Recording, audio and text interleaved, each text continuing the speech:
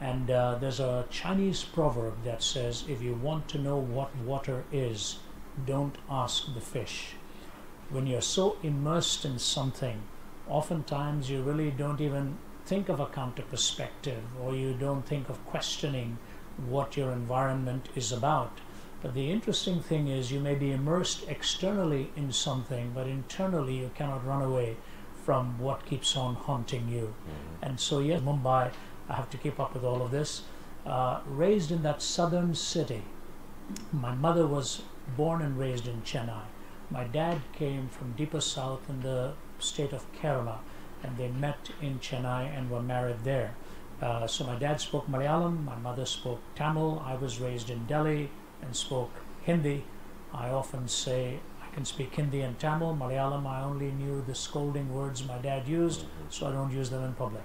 But Chennai was my home city till I was very young, 3 or 4, and then moved to Delhi. But the thing is, John, people don't realize that India is probably the most religious country in the world.